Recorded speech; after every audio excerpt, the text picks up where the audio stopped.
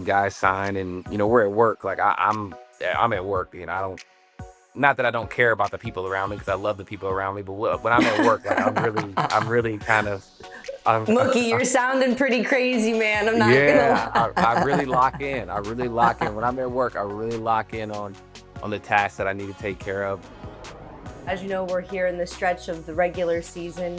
The Dodgers and the Padres in a pretty tough battle for first place in the NL West. So, could you kind of talk about the team's mentality right now as you head into, I think, a really fun run in the playoffs? It looks like it's going to be. Yeah, right now it's just trying to take it one game at a time. We're playing against a lot of good teams here, and obviously, we got the Padres coming up twice, I think, in the next week or so. So that's going to be some playoff baseball in itself. They have a really good ball club. We do as well, and it's just one of those things where you can't. There is pressure, obviously, and pressure is definitely a privilege, but we can't allow the pressure to kind of consume us. We have to really just play our game and do the best we can. And that's really it. I mean, there's no magic or secret formula to success. It's really just hard work and timely hitting and timely pitching, and only time will tell. It goes without saying that your teammate Shohei Ohtani continues to amaze the sports world. And being his teammate, what are some of the ways that he continues to surprise you or, teach you new things when it comes to skills on the diamond or ways you've seen him play?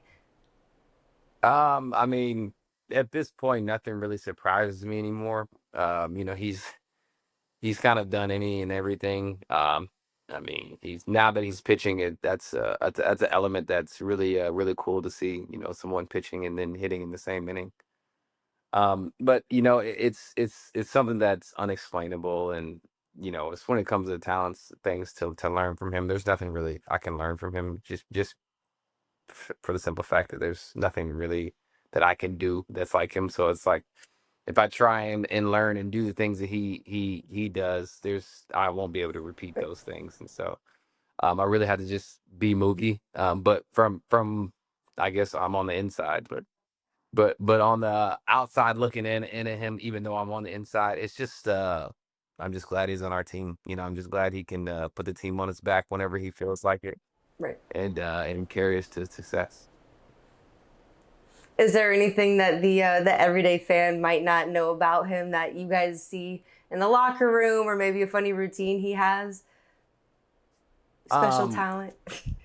no, I mean I think I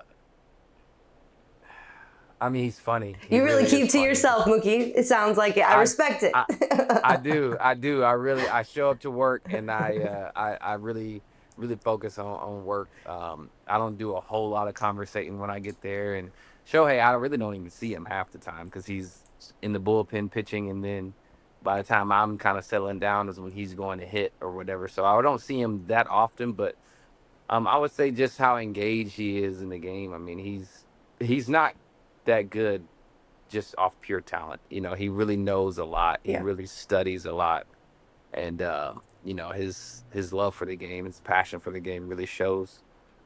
Especially on the diamond for sure. I mean, when he's in the locker room, he likes joking, laughing, and all those type of things. And so, he's really just a normal person. He's just a normal person that has some super talents for sure. Yeah. For you personally, I know you've had to take some moments to kind of fine tune, dial in when it comes to your approach, and you even met up with one of your old friends, JD Martinez, who you spent several years in Boston with. You guys spent some time going over some fundamentals. Could you talk about JD and why he was the one that you went to when it did come to analyzing your swing? Yeah, JD. I remember the first day I met JD, and we were in the cage together, and I knew he signed and whatnot, but again, when guys sign and we're at work, like I'm at work, I don't.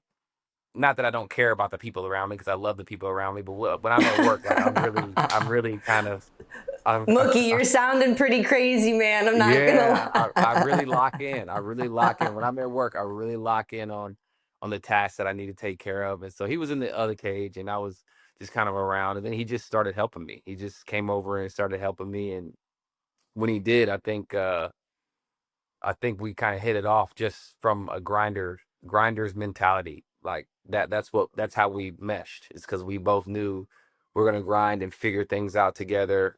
It's not something that just comes to us. Like we have to go get it essentially. And so we just became friends from that perspective, and then we just became homeboys off the field. And he was there with me from the beginning of when I went through a swing change. He's really responsible for a lot of it. And so I tried to give him a little time since I don't know if he's done playing, but right now he hadn't played all year. And so I tried to give him a little time to enjoy what he had going on with his new baby and his wife or his girl. And all the he's always on a boat, always going fishing, doing something. So I try to give him his time away from it, but I gave him enough time. I needed him to come help me, and so he was there. He was there like a friend always is. He was there. He came to see me, and so he definitely helped. It's hard to believe you've been in LA as long as you were in Boston, but also too just being a part of two really big franchises and two very different experiences. I'm sure must be a really cool thing to look back on and kind of think about when you think of on your career. Yeah, there are two huge franchises, and um, really, even though they're the same as far as really big franchises, they're really very different. Being on the West Coast, being with the Dodgers has been like really kind of chill. It's really you show up to the park, the team or the fans support you in all ways, forms, and fashions. And I mean, it doesn't matter if you're going good or going bad. They really do support you. In Boston, it's kind of different, and it's not. I think I really learned to appreciate it because if you're not playing well, they'll let you know.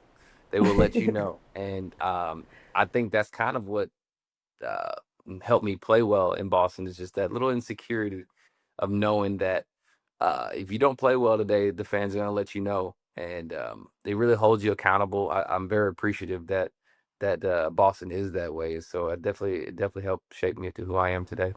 Yeah. Last one for you here. The league continuing to grow and expand is always a topic folks bring up. And you're from Nashville, Tennessee, and that often gets brought up as a place, as a possible expansion team or team landing spot. I, for one, think it would be awesome. I love Tennessee. I'm from Indiana, so big Midwest girl. As someone who is from there, what would be your pitch to bring a team to Nashville? I mean, Nashville it's almost like a mini LA now. Everybody's moving to Nashville. Traffic, you can't. I used to get around town in 20 minutes, and now it takes me an hour to just to go to the store. So it's a huge place. A lot of people are moving there.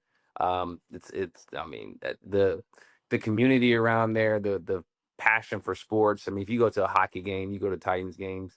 I mean, though there's always people there. There's always uh, love and passion in those stadiums. And so I figured a baseball team coming there would be huge for something for some a state like Tennessee, and I think it'll be very successful.